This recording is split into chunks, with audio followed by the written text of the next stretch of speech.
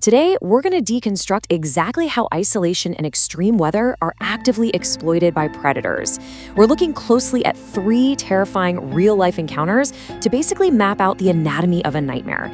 As you'll see, we'll use specific data points and first-hand accounts to understand not just what happened, but exactly how these individuals survived when their illusion of safety was completely shattered. So why are we so afraid of the dark during a storm?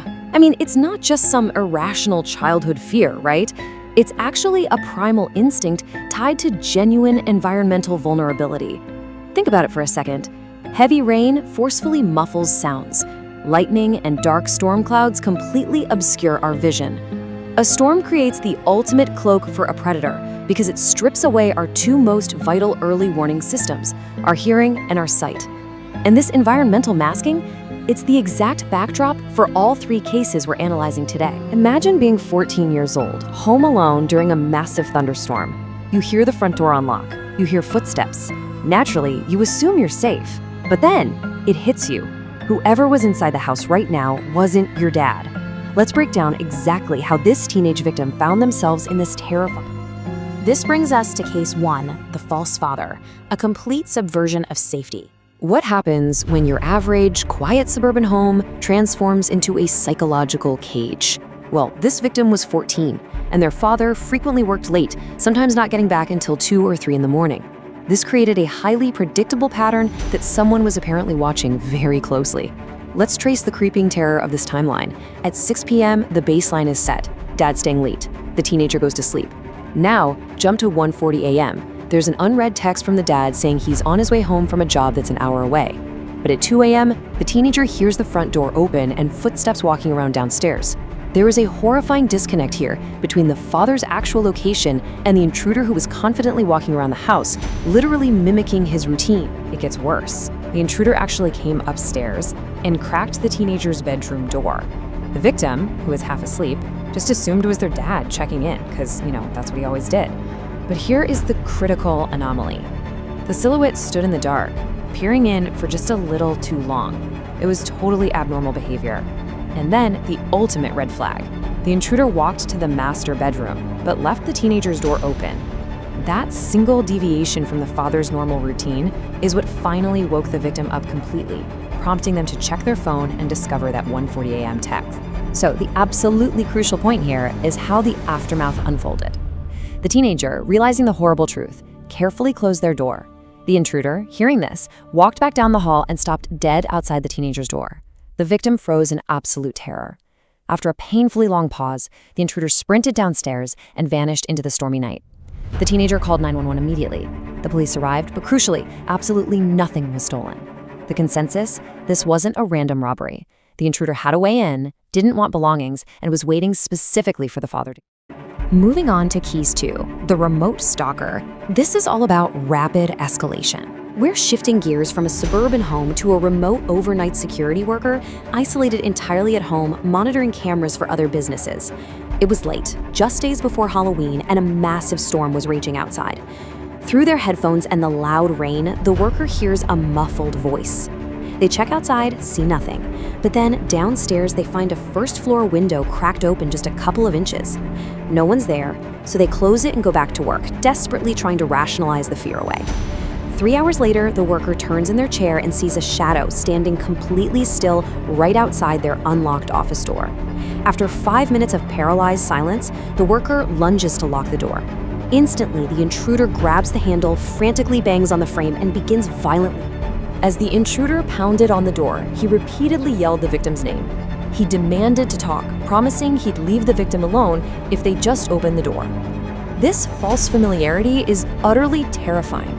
I mean, the intruder spoke as if they knew each other, yet the victim did not recognize the voice at all.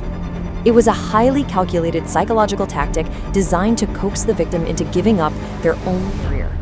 The intruder eventually fled into the rain, but the lingering terror was confirmed by police later. The locks on the doors and windows had been professionally picked. So this wasn't just some crime of opportunity, it was a targeted, silent infiltration. And because the voice was completely unrecognized, the perpetrator remains totally unidentified. The victim was actually forced to move towns, left with the enduring anxiety of having an unknown professional stalker out. Now for Case 3, The Ghost Town, a masterclass in deception. This case takes us on a summer road trip far away from home, where the illusion of a safe haven is actually weaponized against a stranded driver. A college student driving through a heavy storm decided to pull off a dark, one-lane highway for the night. They perceived a cheap motel with its lights on, sitting next to a lit gas station. You know, a perfectly normal, albeit dingy roadside stop. But the horrifying reality they were actually driving into was a completely abandoned ghost town, meticulously rigged to trap unsuspecting drivers looking for shelter from the storm. The sequence of events here is incredibly visceral. The driver walks into the motel lobby. It's lit, but completely abandoned and staged strangely. Their gut immediately tells them to leave. But just 15 seconds down the road, their car completely dies. It shuts off and absolutely refuses to start. Stranded, they walk to the gas station. The lights are on, but the doors are locked tight. They go back to the motel and hear a loud, heavy thump inside the walls. They rush back toward their stalled car, only to see a stranger sitting inside it. They look back at the motel, and a second man is standing in the doorway, silently watching them. The trap was closing in.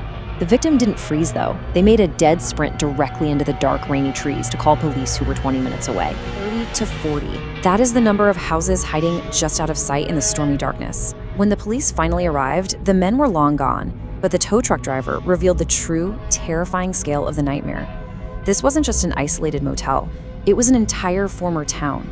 There were 30 to 40 completely abandoned houses sitting in the pitch black just past the gas station. The storm and the darkness completely hid them from the victim's view, masking the absolute desolation of where they had actually stopped. To really cement the reality of this deception, mechanics later confirmed that the car didn't just break down by chance. Nope, it was intentionally sabotaged at the motel to prevent it from running. If the victim hadn't trusted their gut and immediately run into the woods when they saw those men, they would have been entirely at their mercy, trapped in an abandoned town miles from sin. Let's bring this all together with our final section, Lessons in Situational Awareness, Surviving the Nightmare. So, what exactly connects these three survivors? The crucial point of this explainer isn't just to share scary stories. It's to highlight the psychological through line and the survival tactics connecting all three of these events. Think about it. What connects a 14-year-old in a suburb, a security worker at home, and a college student on a highway? Well, they were all isolated. They were all enveloped in heavy, noisy storms that masked the approach of a real threat.